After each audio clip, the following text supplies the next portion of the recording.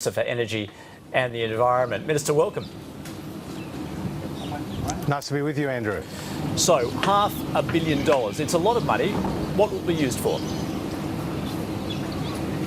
Well, this is the single largest investment in reef restoration and management in Australia's history. The money will go towards improving water quality, working with farmers to prevent sediment, nitrogen and pesticide runoff into the reef, ensuring that we tackle the crown of thorns starfish, which is a natural predator to the coral and has done enormous damage over the last 3 decades, and using the best available science to ensure that our coral is resilient to heat stress and to light stress. We'll be working with traditional owners, we'll be working with the tourist industry, we'll be working with farmers, and most importantly of all, we'll be working with scientists to ensure that we give the reef the best possible future. So some of this money then will go directly to farmers to modify their practices? Absolutely, working closely with farmers to modify their practices to ensure that the reef doesn't get the large amounts of sediment, nitrogen and pesticide runoff, which is so damaging to coral and which helps breed this crown of thorns starfish. Are you saying that the biggest threat posed to the reef at the moment is contamination from agriculture and from urban development rather than global warming? I've always said the biggest threat to the reef is climate change. We've seen right across the world a number of reefs being hit by this heat stress, and this is combined here in Australia with also Cyclone Debbie as well as the crown of thorns starfish. So you've got lots of things happening at once, all of which are damaging to the reef. That is why we need a full court press. This is why the announcement today is such a game changer. It will help secure the reef's future for generations to come. So as well as that money directed towards farmers to modify their practices, you're also saying some of it will go into science to perhaps find adaptations for coral that would be more resilient to climate change? Absolutely. Millions of dollars will go into science and to better data management and to be able to test the impacts on the reef. We are looking at a whole range of new initiatives, taking the best advice of the experts, working closely with the Great Barrier Reef Marine Park Authority to ensure that the reef has its best chance into the future. That's why today's announcement has been hailed by the tourist operators, by the traditional owners, by those experts in the field.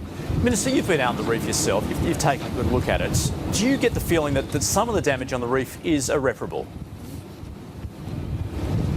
Look, I'm told by the experts that the reef can be remarkably resilient, that after a bleaching event, and let's not forget the first bleaching event goes back to 1998, and we've had significant bleaching events in 2016 and 2017, that we can see the coral start to come back in 5 to 10 years after that.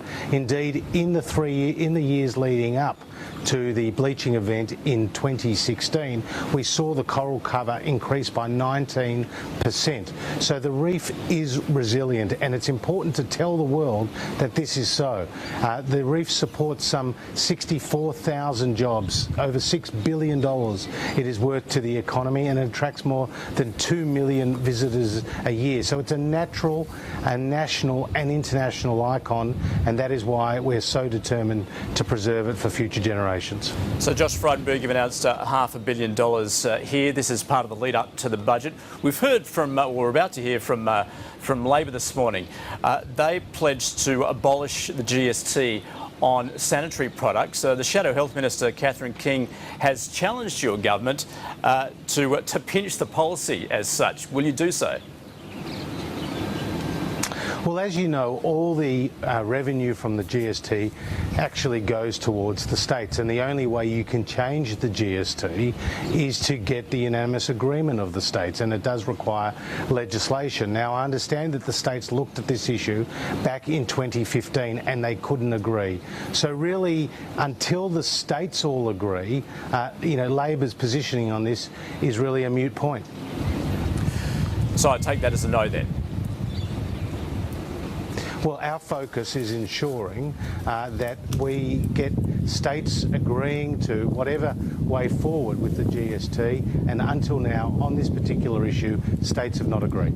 Now, you're no longer increasing the Medicare levy to pay for the NDIS. You're hoping, if you get your wish, to push through corporate tax cuts, as well as perhaps tax cuts on personal income.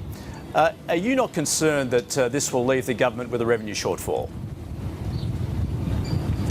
Well, let's understand that Labor did leave us with a big funding shortfall, $57 billion worth of a funding shortfall when it came to the NDIS.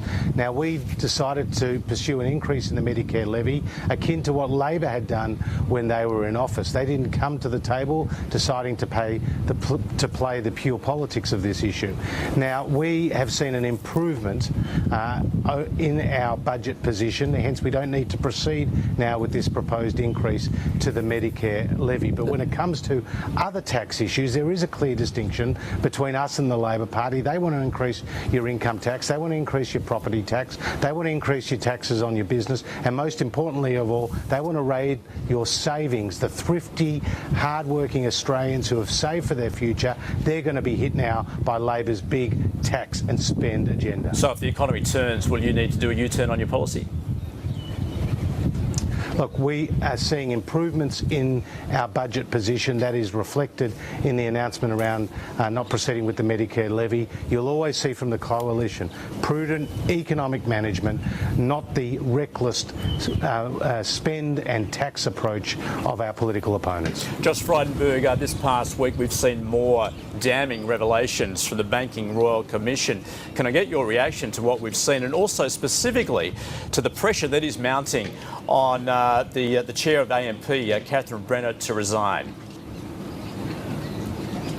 Well, the banks are a pillar of our economy. They need to be a pillar of our society, and we need to see the banks do better. Clearly, there are real issues that have been worked through by the Royal Commission, and I praise the Royal Commissioner for the work that they've done to date, because I think we've all been quite startled and amazed by the seriousness of these revelations. As for AMP's board, I'll leave that to the company itself and to others like yourself to commentate on. What we are focusing on is ensuring that we have a financial system that is putting consumers first, second, third and fourth. We have to ensure that Australians feel safe with the financial advice that they get, and that at the end of the day it promotes their interests and is not detrimental to their interests. In the interests of customers and shareholders, would it be right that Catherine Brenner resigns?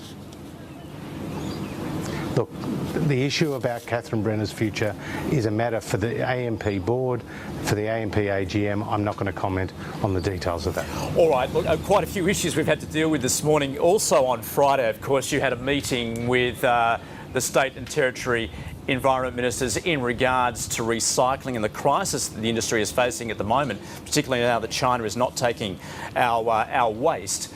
Are you essentially putting the onus back on packaging producers and also consumers to change their habits? Well, the Commonwealth is working closely with the states and the territories to help resolve this issue, because it's an important one, it's an urgent one, and it matters to the local community. But let's put it in perspective. Australia produces 64 million tonnes of waste every year.